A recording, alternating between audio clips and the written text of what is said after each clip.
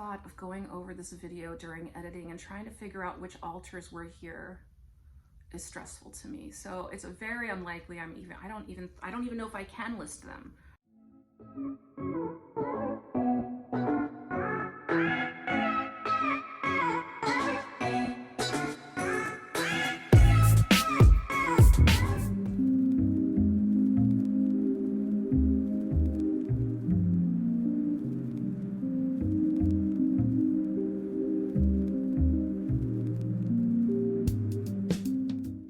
Everybody, I wanted to talk about a quote in a book that I'm reading. I'm reading The Body Keeps the Score by Bessel Van Der Kolk, MD. And let me just say, I suggest anybody with any form of dissociation read it, not just DID, just anything, CPTSD, OSDD, PTSD, everything. Read this book. And I'm just at the beginning stages of reading it, and I found this quote that pretty much just sums up my daily existence. And I wanted to talk about the struggles of daily existence with DID in my situation. And it's going to be a little disjointed because I don't know who I am. I'm mixed up, and so I may forget what I'm talking about. I may, and I know I should take notes, but every time I try to take notes for a video, it ruins my capacity to make the video. I can't explain why. But I'm going to read you this quote from the book. Trauma produces actual physiological changes, including a recalibration of the brain's alarm system, an increase in stress hormone activity, and alterations in the system that filters relevant information from irrelevant. Now, I relate very much to the inability to decipher the difference between relevant and irrelevant information. I recall when I was in college and I was studying English, I was trying to be a writer, and I would have these panicked episodes, is what I would call them, where my brain would start telling me that there's no point in me studying literature because I'm never going to understand anything. Because in order to understand literature, you have to read every book from the beginning of literature. And if I can't read every book, then I cannot know all the symbolism, I cannot know the references, I cannot know this and this and this and this and that. Very irrational way of thinking, and then it would make me not do my schoolwork. Because I would think, what's the point of anything? I'll never know anything. No matter what I'm reading, I know there's a reference I cannot find. And that is an example of somebody's brain not being able to filter relevant and irrelevant information.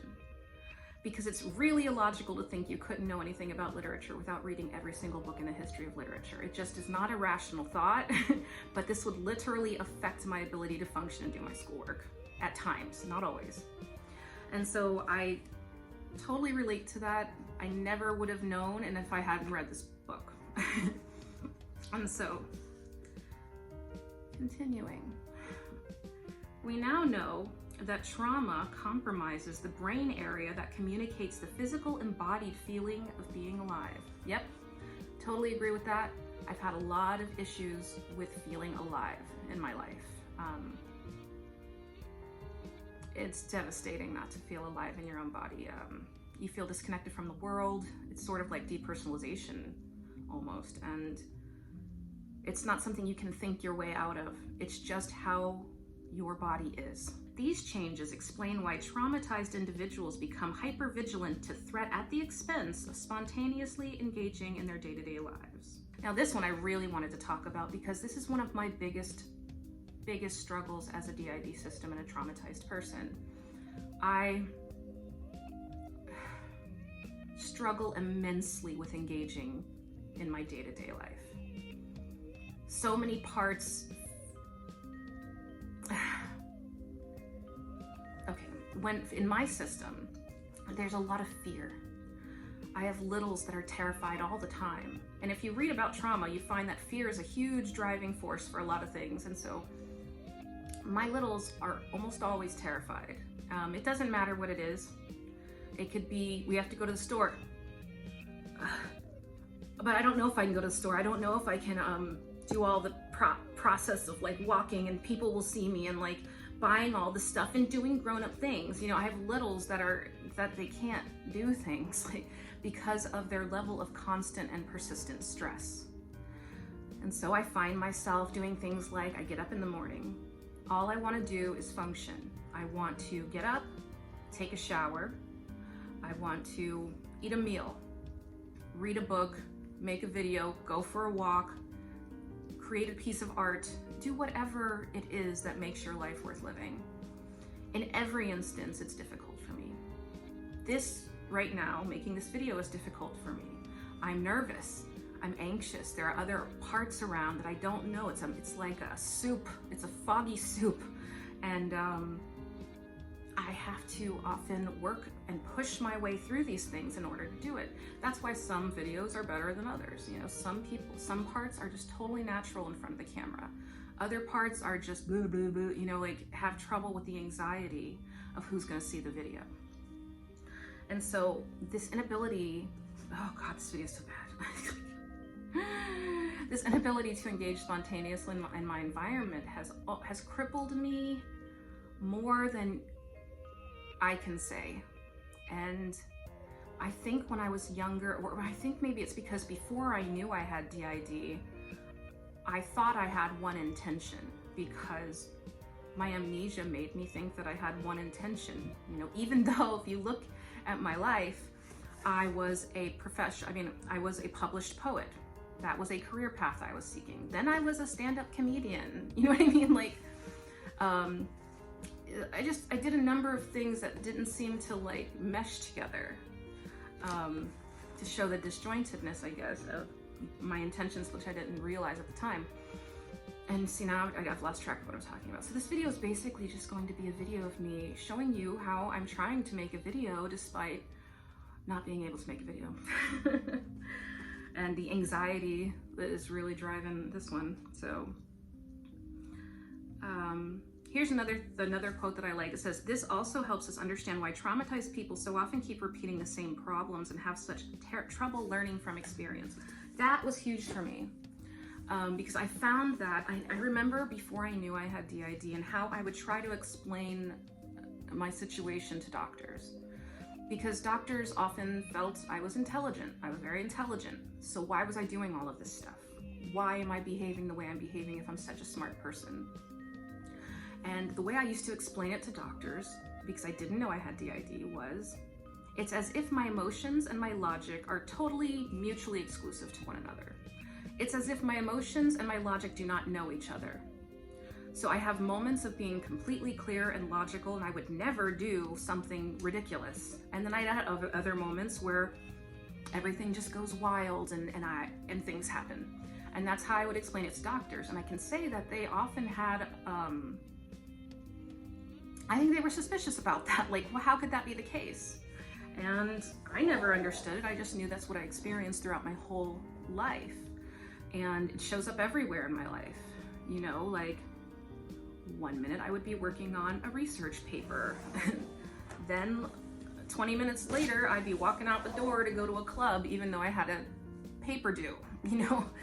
And I just had all these conflicting things constantly going on. And then at certain points, I would just give up trying to explain myself to people. I just say, I'm crazy, simple as that. I'm just a crazy person and I don't know what to do about it. And that's like the frustration of trauma, when you don't even realize how severe your trauma is. I mean, I always knew I'd suffered trauma. I'd always knew there was something really wrong my whole life. And I fought against it. I tried to be the normal person. I tried to be the intellectual Brandy, the one that does the logical things and doesn't get swept up in emotions. See, but what I didn't understand is I wasn't being swept up in emotions.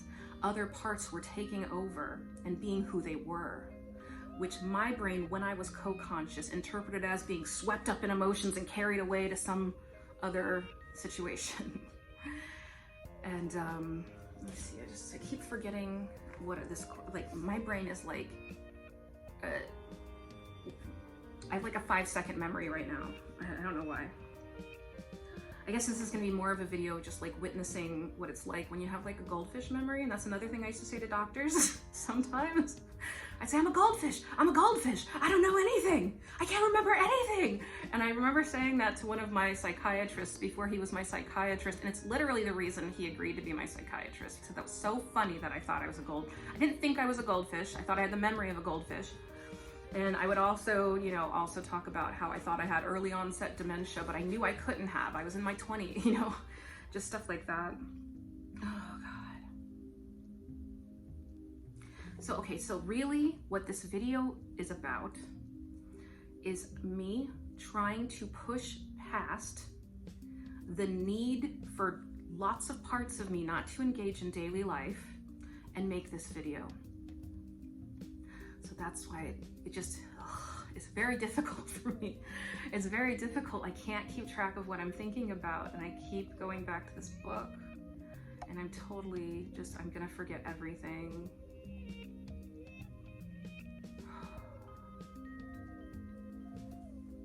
I don't even want to do it anyway. I don't even want to talk about this anyway. Like when we want to talk about something, we have it down, okay? Some of us do. But like when other parts don't want to talk about it, you're gonna have a 5-second memory. What do you think?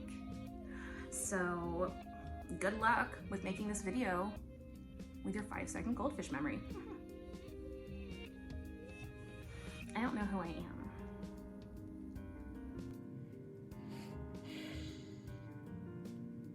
Anyway, so I don't know who I'm going back and forth between, but I know, oh,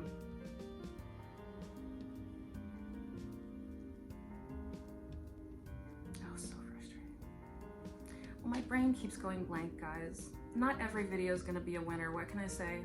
You know, like, they ain't all winners, y'all. They ain't all winners. I think I might be rapidly switching.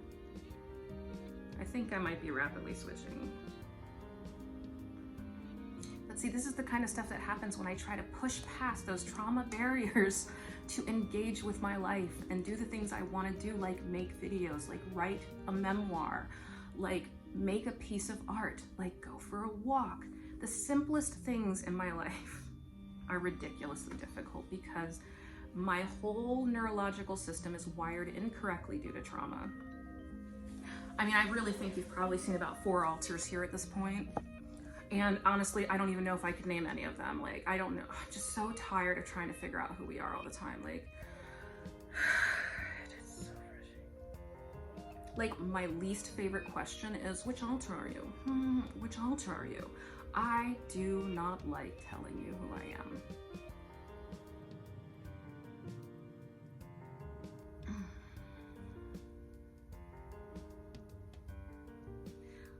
Well, I wanted to say hi too, and I wanted to say that I missed you and I like you guys, and I am Cinnamon. I know who I am.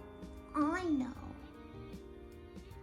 And a lot of us are going like through and through and through. And I do not know why.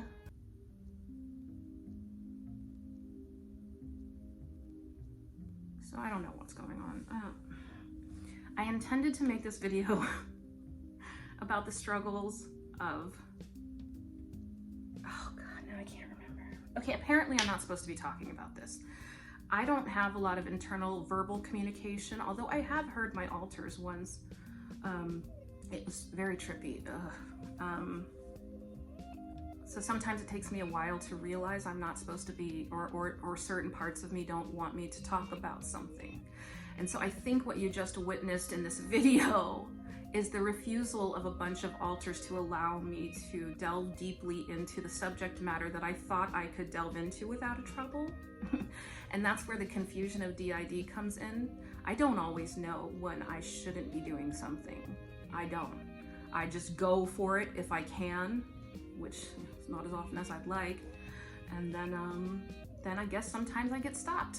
And I think this rapid switching and this inability to remember what I'm talking about is a sign that I'm not supposed to be talking about what I'm talking about.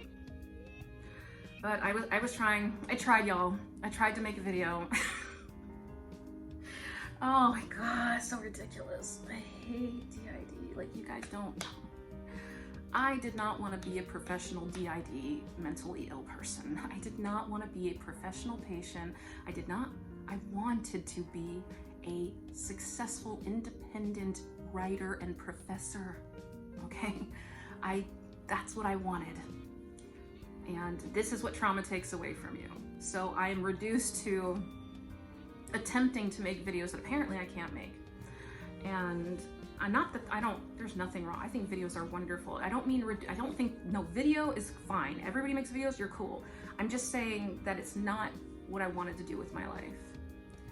And although I do enjoy making them, and I love you guys, and I'm so grateful that you all are here listening to us. And I just the thought of going over this video during editing and trying to figure out which altars were here is stressful to me. So it's very unlikely I don't even know if I can list them. I have so many altars I don't know. But you've probably seen about 5 altars, 4 to 6 in this video. And hi. I tried really hard. I'll try to do a better one next time. This is what it looks like. I love you guys. Bye.